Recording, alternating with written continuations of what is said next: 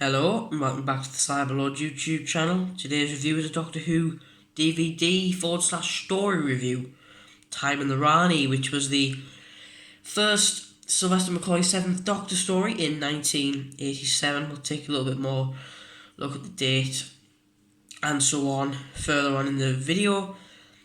And first of all, I have to apologise for it's been about a week since I've uploaded on the channel, but for all you Cyberlord fans, I'll try and get a few more videos out as soon as possible.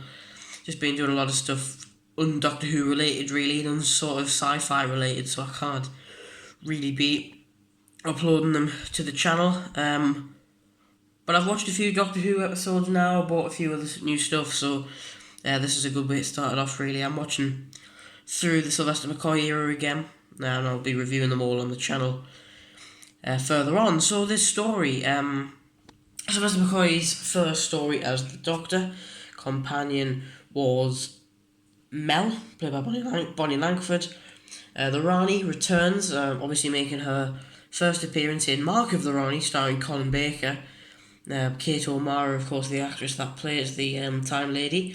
And, you know, I think a very underused character. It's a shame that she wasn't used just more than twice, and it's a shame that with the whole Time War, it was very likely she was killed off. Therefore, no more Rani in the new series either, which is quite annoying, along with the Time Lords, to be honest, the meddling monk and etc. So the main sort of villain in this is the Rani, but she's assisted by the Tetraps. On the left hand side there you can see one of the Lacurtians, because that is the planet Lacurtia it's set on, and the inhabitants of the planet are called the Lacurtians, which are taken under control by the Rani. Bit of a desolated planet, not a lot going on there. So if we take a look at the back in detail, Sylvester McCoy, Time the Rani by Pip and Jane Baker, of course the creator of the Rani. They wrote, Pip and Jane Baker wrote Mark of the Rani, along with I believe the Ultimate Four or Tour of the Vervoid, one of the two, maybe even both. As you can see there's a bit of a description of what I'm about to say to you in this video, but a lot shorter. Suppose it there if you wanted to. Special features are there. Produced by Jonathan Turner, of course, directed by Andrew Morgan. 7th to the 28th of September 1987. Duration 98 minutes, 4-parter. Very good 4-parter as well. So, the basic plot of the story is that the Rani is taking powerful minds out of time through history, the likes of Einstein, and she's got a place ready for the Doctor, and she brings down the TARDIS in which the Doctor's in, crashes, and he regenerates between that time. Not a fantastic regeneration. It's a pre-title sequence regeneration. It's one of the, I think, possibly the only one that was ever done in the classic era of Doctor Who, and you get them more regularly now. But, you know, before the titles come up, you see Clayton, that was the 6th Doctor regenerated at the 7th Doctor, but not really the 6th Doctor, because Colin Baker didn't go in, obviously, because he was sacked at the time, so it was Sylvester McCoy with a wig turning over into a Doctor of his own. So the Doctor, for part of the story wearing the 6th Doctor's clothes, changes into his usual attire. The Rani drugs him to make him very wheezy. I think she said she used anaesthetic in it.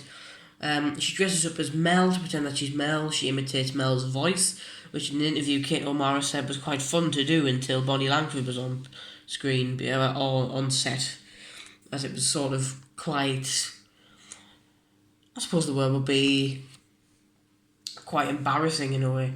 And this is because the Rani is getting all these minds the Doctor needs to fix something, and once he's fixed that, it'll enable the power for the mind that she has. She has a mind, a giant brain cell stem type thing, which is getting all of those people's, you know, Einstein, the Doctor, for example, all of their mind power, all of their thoughts, all of their knowledge into one, so they can help Rani conquer the universe. The Tetrap is her accomplice, which goes around shooting people, but isn't the greatest thing.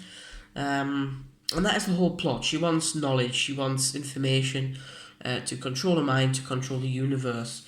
Which is, in theory, a lot of Doctor Who stories are people just looking to rule the universe and Doctor trying to stop them. In which the Doctor does, and there'll be 3 more stories. With Mel as the companion, which will be Paradise Towers, Delta, and the Band, and of course Dragonfire. After Dragonfire, Sophie Aldred comes in as Ace, and there's another 8 episodes before Doctor Who's, of course, eventually cancelled in 1989. So overall, a very, very good story. A very, very good first Doctor story as well. Well written by Pip and Jane Baker. And I mean, if I had to give this a score out of 10, I'd give it an 8. It's a fantastic story, really enjoyable. Maybe drags a little bit with the Doctor being captured and then being captured again, each time escaping. But overall, a fantastic story. That'll be the end of today's video, guys. If you did enjoy, please like and subscribe to the Cyberlord YouTube channel. Turn on notifications to be notified whenever I upload a new video on the channel. And also follow me on Instagram and Twitter which would be greatly appreciated. They're both at Cyberlord. Thank you so much for watching, and until then, I'll see you in the next one.